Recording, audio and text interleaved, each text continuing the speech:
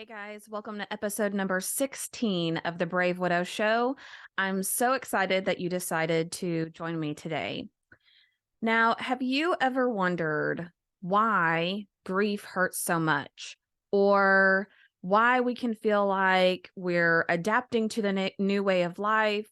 We've accepted that our person isn't coming back, but then we find ourselves almost reverting or going back to being in denial and thinking that we have this weird balance of, I know they're not coming back, but I think this is just a bad nightmare and I'm having a hard time reconciling that. But wait a minute, I felt like I already settled those feelings. I got to nerd out a little bit and I spent some significant time reading a really cool book that I want to share with you. And I wanted to better understand why our brains work the way they do, why we have such a hard time battling grief or understanding what's normal, what's not normal, if there is such a thing, and just why our minds and our emotions kind of work the way that they do. So, if you're on YouTube, I'm going to share a picture of this book. I've mentioned it a few times on the show already, but it's called The Grieving Brain: The Surprising Science of How We Learn from Love and Loss by Dr. Mary Frances O'Connor. Now, I'm not a psychologist by any means or a licensed therapist or counselor, so I'm going to throw that disclaimer out there. However, I have personal experience. I've spoken with many widows, and I wanted to share with you my layman's interpretation, if you will, of some pretty cool things from this book that really helped me make sense of why our brains are wired the way that they are, or at least understanding that's how they're wired. And that's how we'll be able to at least have a better understanding of the grieving process in general. So I'll tell you a little bit about the author. She is a clinical psychologist who earned her degree or her PhD from the University of Arizona in 2004 and completed her postdoctoral fellowship in psychoneuroimmunology at UCLA, the Semel Institute for Neuroscience and Human Behavior. Dr. O'Connor here, she has really some amazing studies. She references studies that others have done with different animals, with humans, with all kinds of things, just to understand our sense of bonds and memories and grieving, and really more in depth about how our brains are wired. So I'm not going to go into a lot of the technical components of what she mentions, but if that's something that, if you're like me, like to nerd out a little bit about those types of things, I think this is a great book for you to check out. You can find it on Amazon, or her website is thegrievingbrain.com, and on Twitter, she's at Dr. M. FO, like Mary Frances O'Connor. So please go check her out. And I'm going to apologize to her in advance if I misstate something or explain it maybe not the way she intended. I am going to do the best I can to share with you some things that I thought were helpful for me. All right. So today I'm going to share with you 4 reasons why grief is hard. The first one is the 5 stages of grief. So many of us have seen these 5 stages of grief. They were developed by Elizabeth Kubler-Ross. I believe back in the 60s, maybe late 60s, she published a book of death and dying. And if you haven't heard of the 5 stages of grief, this is a fairly common thing. You can Google it. You'll find all kinds of infographics and posters and flyers and information of the 5 stages of grief. And they are: 1 is denial, 2 is anger, 3 is bargaining, 4 is depression, and 5 is acceptance. And initially, when Kubler-Ross developed the 5 stages of grief, her goal was to gain an understanding of the process someone goes through when they've been given a terminal diagnosis. So we've had some guests on the show, their spouse received a terminal diagnosis and they're in anticipatory grief. And obviously their spouse is grieving as well for the finality of their life and the diagnosis that they received. And so this was really her documentation and understanding of how people move from learning about the diagnosis to being in denial to being angry and moving then all the way up to acceptance. It was then modified and used, or applied rather, to people who are grieving, but that wasn't really the intent and isn't necessarily an accurate picture of what happens. So not to dismiss at all the work that was done or to say that in no way does this apply, these 5 stages of grief. But there are some challenges with having the perception that's the journey of grief that we need to be on. So many times I'll hear people say, I feel like I'm going backwards. Like I feel like I moved from being in denial to being angry to finally accepting that my person's not coming back and I have to create a new life. But then I find myself getting angry again or depressed or like I'm reverting back in these 5 stages of grief. And the challenge is that there is no perfect timeline for grief and for grieving. There is no either or. There's not a, well, you've grieved and now you're done with that and you're moving on to being completely healed and this new life and this new journey. Congratulations. Here's your graduation certificate. You're now moved away from grief. That is just not the reality of what happens in grieving. And certainly I'm still fairly early on in the journey, but I've spoken with many widows who are 10, 20, 30 years out from being widowed. And what everyone will generally advise is that your life continues to be modified and changed, and you grow around the grief, but that doesn't mean that it goes away. There is no you've completed your journey of grief. Now you're living your best life and you're not going to feel sad anymore. You're not going to feel angry anymore. The other challenge with the 5 stages of grief is that not everyone grieves the same. So maybe you have small children who are grieving a parent and they never cry. Or maybe you've been grieving and you've never really been angry, or you've never gone through the stage of bargaining. This can really cause people to feel like they're not grieving correctly, or that they have a complicated grief or trauma, or that they're stuck. And one of the biggest points of frustration or fears that several of my widow friends have is that they're reverting. And the reality is we can't go backwards. As you're healing and you're moving forward in life, there is no going backwards. The reality of these stages of grief or of these components is that we're just ping-ponging all over the place. So one day you might feel angry, one day you might feel sad, one day you may feel happy. And it's all just part of the grieving process. Grief doesn't have to equal suffering or sadness. Grief can be love and appreciation for our person and some of the challenges that we have with bringing them with us into our life going forward. One of the illustrations the author gives us that I thought was really helpful is to think about grief like a broken bone. If you've ever had a broken bone, you do heal from that. It is possible to heal from that. And on the outside, it's possible to look and be able to function perfectly normally, perfectly like you did before. And it's possible you could even improve the functionality you have with a limb or with an area of your body when you've had a broken bone. But let's say you break a leg or an arm and it heals. Even 5 years down the road, another physician could take an x-ray of that bone and they would be able to tell at one point that it was broken and that it's been healed. So in a sense, grief is like a broken bone. You do heal and you do recover, but you're still forever changed by that. And it will impact your, think about even some of the positive things that may come out of grief. I, for one, have a greater appreciation for people, for connections and relationships.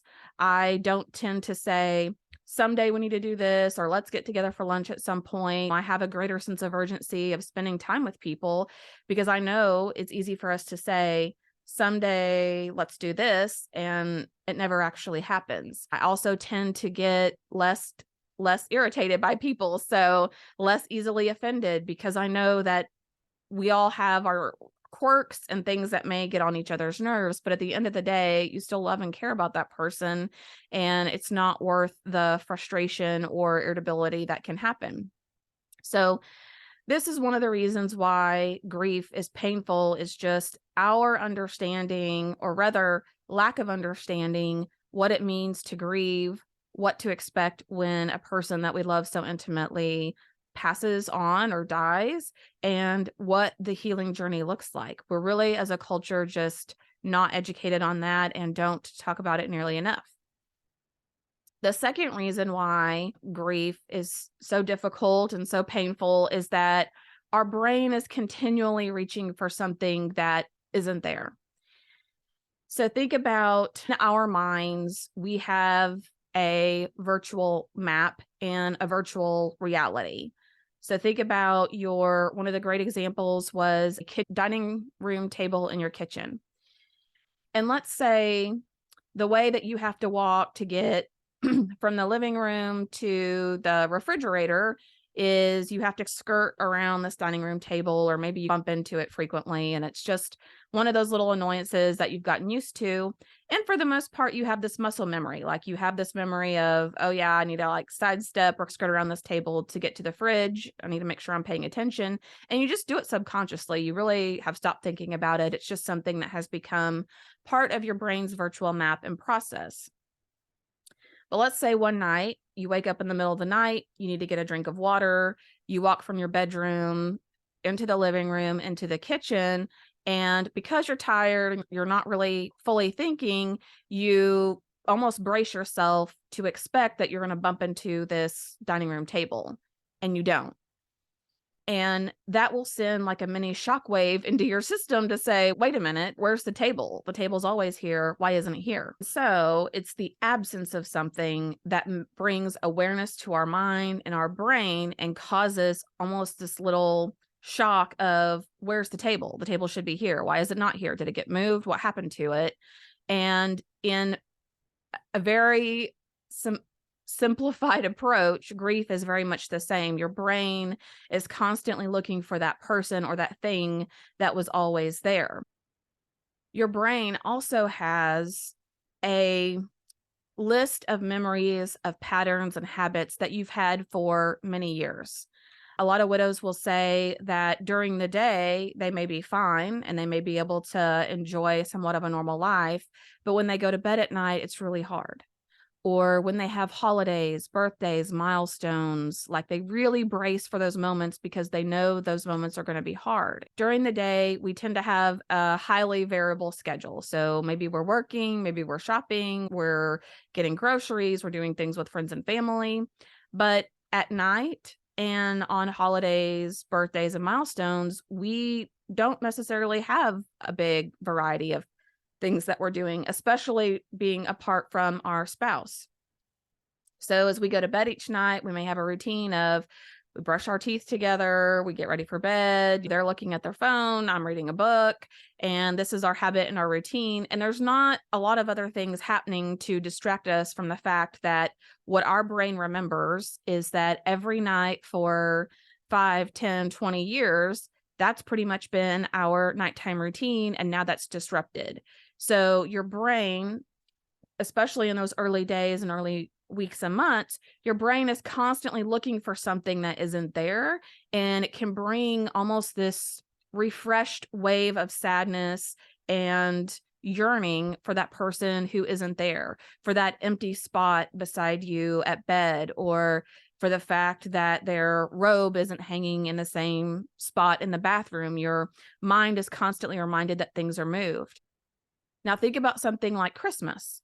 So if you were together or married for, let's say, 10 Christmases, and it's only been 2 Christmases since you lost your person, think about how many times your brain associates Christmas and your person together.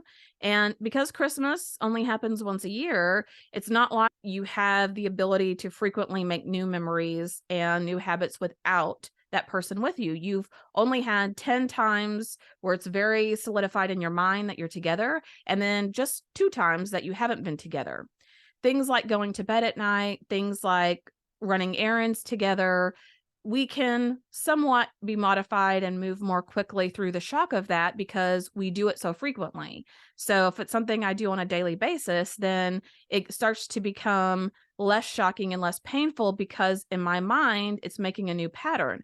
My mind is learning that now when I go to bed, I'm not looking for anyone to be in the bed next to me. I know that now it's been 30 nights, 60 nights, 365 nights that I no longer look for that person because this new pattern doesn't include them. Sometimes those more routine, mundane tasks are easier to move through than the bigger ones just because you've gotten more reps in. You've had more exposure to that on a normalized basis versus these other incidents that are more difficult because they don't really come around that often. And your brain still has that very strong association between the milestone and the person who would be there with you. Another great example I thought the author gave is just the disorientation of what happens when we go through steps and something we're used to being there isn't there. For example, let's say every day you like to get up and make breakfast. You take out the skillet, you put some eggs in there, you fry up some bacon, you make some biscuits, you put all of that on your plate. You take your plate and set it down on the table and you enjoy your breakfast. But then let's say one day you're going through all those steps. So you're making the breakfast, you're putting your eggs, your bacon in there, you've got the biscuits going, you compile it all on your plate. You take your plate over to the table and you sit down and you look down and the food's no longer there. That can be very disorienting. And of course, it would be very disorienting, but it's a simplified example again of how as we're living life, we're following the same steps, we're doing the same things, and all of a sudden we can look up or have this disorientation or this shock within our mind of, wait a minute, I don't ever go to the grocery store by myself, or I don't go to church or do these things by myself. Where's my person? What happened? And it's like this shock or realization that they're not with us. And so that's one of the reasons why grief can be so painful. Our brain also firmly believes, in most cases, as we're married and we're committed to that person and we say, till death do us part, in our minds, we think of, oh, maybe we'll make it to 80 or 90 or 100 and we'll both die together peacefully in our sleep. And that's really maybe the most thought that we give to it. But the reality is that we may not make it there, but our brains firmly believe and plan on us being together forever with that person. So as we try to grasp the reality that our future may look different, we have to come up with a new plan now. Our retirement dreams still the same? Do we still want to do the same hobbies and things together? That really can be very disorienting to our minds and what we believe because we haven't ever really pictured life without that person. And it's like we're being forced into a new reality that we haven't just had the time to really think it through and plan for. The third reason why grief is so hard and so painful is that your mind is consistently searching for your spouse. And we talked about your brain reaching for things that aren't there, but specifically, your brain is looking for the closeness and the intimacy that you had with that person. So think about on a normalized basis, let's say your routine is you go to work, you come home, and after dinner, you both snuggle up on the couch and you watch Netflix or whatever shows on TV. And you're just enjoying sitting side by side and going through your evening routine. Let's say one day you have an argument or a disagreement with your spouse and, you're both feeling a little petty. So after dinner, you give them a dirty look so they know not to sit next to you, or you sit on the other end of the couch. But there's this separation, right? There's this acknowledgement of, I'm frustrated with you or the situation. I don't want to be close to you, or you go sleep on the couch, or don't try rubbing my back. I don't want you anywhere near me. Disagreement and discourse causes physical separation when we're upset or we're angry with someone.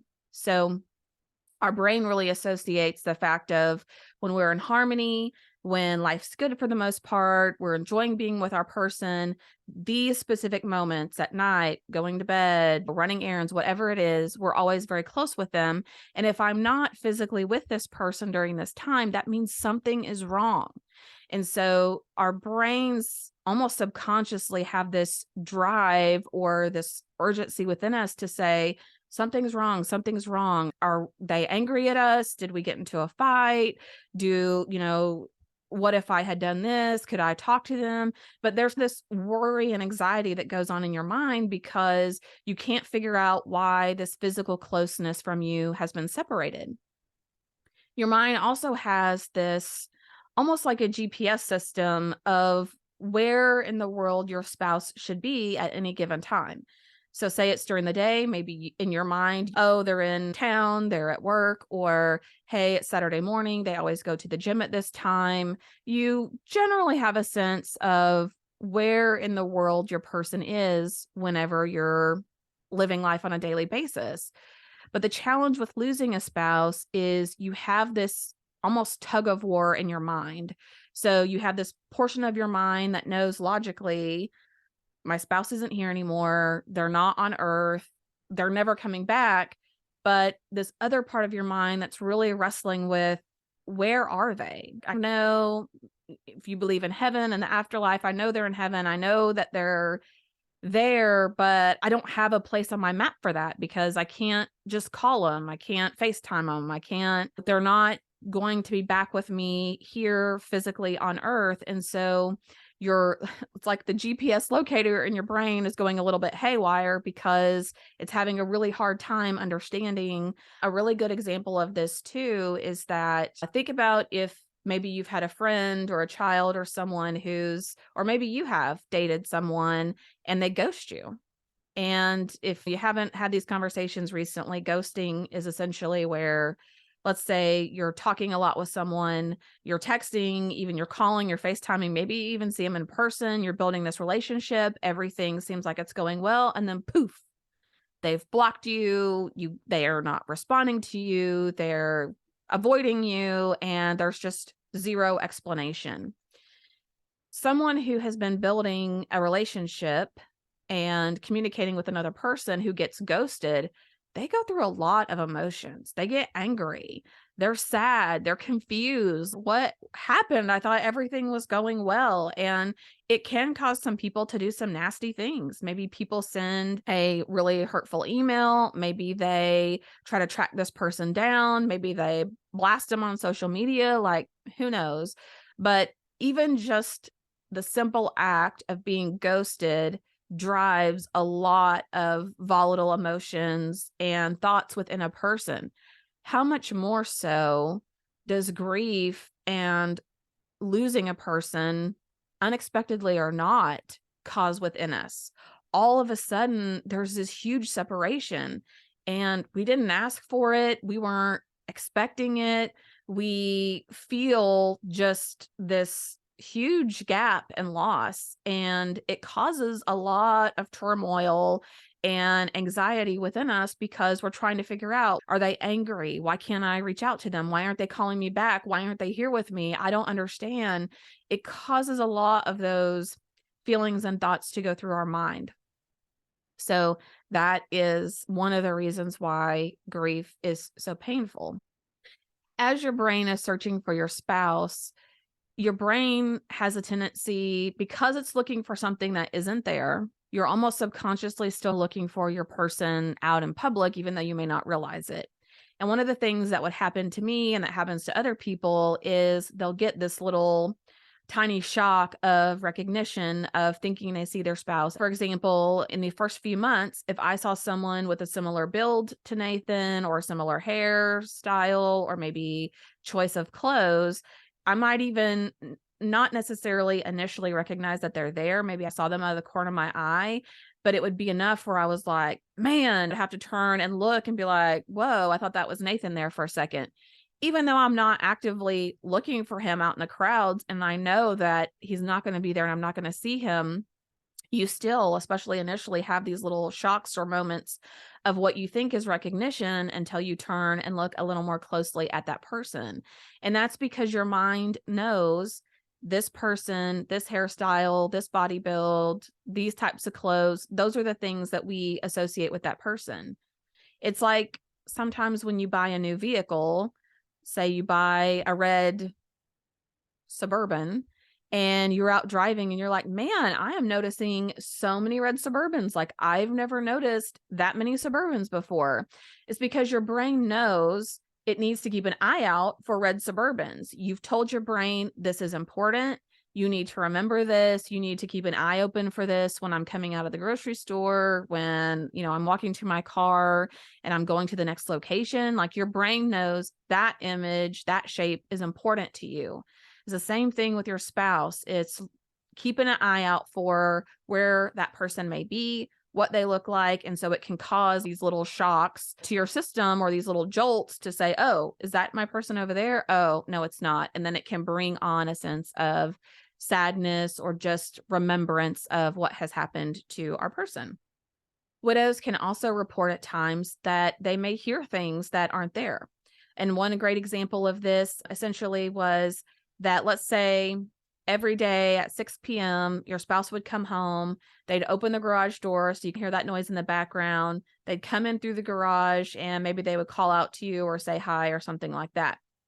So your brain has associated that a noise that you might hear, first of all, around 6 p.m. at night each night, your brain's somewhat looking for your spouse or your person to make that noise, then that's the indicator that your person is home. And that brings up a reminder or a memory of you being with that person. So it would not be uncommon for around 6 p.m. at night, especially for the first several nights, that you hear a noise or you think you hear the garage door open, when in reality, it's just your brain looking for that, thinking about that, expecting that. And the garage door may not have opened at all, but it may feel very much like you absolutely know for sure that you heard it. It sounded like they were coming home. And that brings on just, again, a whole nother wave of emotion and thought. Number 4 on why grief is so hard and so challenging is insomnia. And whew, this one is brutal. I had insomnia for many months. I may get 2 to 3 hours of sleep. Otherwise, I was fully wired. And what is so weird about it, I think most people don't understand, is that it's not like you're awake, bawling your eyes out the whole time, or it's not like you're awake and only thinking about your person. It's just this very strange, for me, it was this very strange, I'm awake, I'm alert. And I was putting together end tables at 3 a.m. It's just, I got a lot of stuff done having insomnia whenever I could focus, but it's very unsettling. And it almost causes during the day for you to have this fog in your mind, like when you have a newborn and you're having to wake up every 2 or 3 hours to take care of them. And you just feel like you never really get a full night's sleep or a deep sleep. This can be very upsetting and make it very difficult to navigate and be a fully functioning human if you're truly not getting enough sleep and you're struggling with insomnia. So a couple things to keep in mind with insomnia is that your brain has certain cues, if you will, for when it's time to go to sleep, when it's time to start winding down. And sometimes that really gets disrupted whenever we lose our person, because they're usually very closely integrated with our nighttime routine. For example, Nathan would say to me at 10 o'clock at night, okay, let's go to bed, or let's do this. And then we had our little routine of what we would do before we hopped in bed and finally went to sleep. But he's not there. So does that mean I wait till 10:30 or 11? Does it mean that I get tired by 8 or 9 and I'm trying to go to bed then? Some people also dread going to bed because they know that's really when they're going to be missing their person almost the most. That it's hard because they think about their person. So they'll avoid physically going to bed and they'll fall asleep in the recliner, on the sofa, or somewhere else in the house. And the problem is that as they're doing that, inevitably they'll wake up 2 or 3 hours later in the middle of the night, have to turn off the TV, turn off the lights, then go to bed. And instead of being able to go to bed and to fall back asleep and be relaxed, now you're going through those emotions of feeling sad and missing that person, and it almost wakes you back up. So even though you may feel like it's better not to go to bed and to avoid doing that, by having this routine of falling asleep somewhere else and at some point making your way to bed, you're actually hurting your sleeping routine instead of making your way there initially. And even though it's very difficult, our brains really rely on cues that tell us when it's time to go to sleep. And so the goal would be to remove that middle process of waking up in the middle of the night and then going to bed and then having all of those feelings come over you. So the author has some really great recommendations of what you can do to work towards going directly to bed and coming up with a routine that starts to cue your mind it's time to sleep. And then you alleviate that part of the night where you're getting up and shuffling to the bedroom and going through all of that later. Another thing that she mentions is that taking a specific type of medicine to go to sleep or receiving a prescription for sleep, while physicians many times have the best intent and you have the best intent, for some people that creates a new cue and a new habit, which causes them to not ever be able to come off the sleep medicine or just to not work towards coming off of the sleep medicine prescription. So she really just cautions us to think about some of the ramifications of taking a sleeping medicine. And she has some good advice of ways to think about what is really happening with our body and our sleep patterns with insomnia. But I won't give it all away. I will let you read that. So those are the 4 main reasons why it hurts. Grief hurts so much and it's so hard. I hope that you were able to learn something today. Please know there's so much more in the book. Please go check it out if this was interesting to you at all. It is definitely well worth the read. I read it in maybe a day and a half, not even having to read the whole time. It's entertaining, it's educational, and I think really helpful in understanding why and how grief impacts us physically, mentally, and emotionally. And it gives you some reassurance that what you're facing is most likely normal. And what do other people experience or go through? And what can you expect as you're trying to re-implement a life of normalcy? I think it also has some really great points around how you shouldn't feel like you're going backwards in your healing journey, or for you to be aware of what coping mechanisms you may have. Some may be healthy and some may be unhealthy. She talks about avoidance and about numbing your emotions and your feelings and what impacts that has. So much good information here in the book, and I hope that it was helpful to you or insightful and that you check it out to learn more.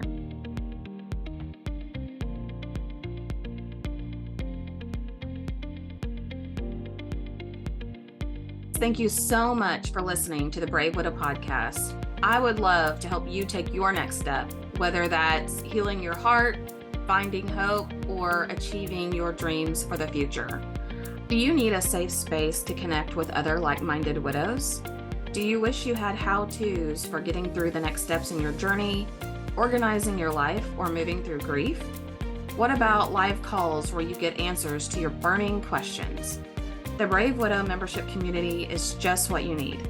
Inside, you'll find courses to help guide you, a community of other widows to connect with, live coaching and Q&A calls, and small group coaching where you can work on what matters most to you. Learn how to heal your heart, find hope, reclaim joy, and dream again for the future. It is possible. Head on over to bravewidow.com to learn more.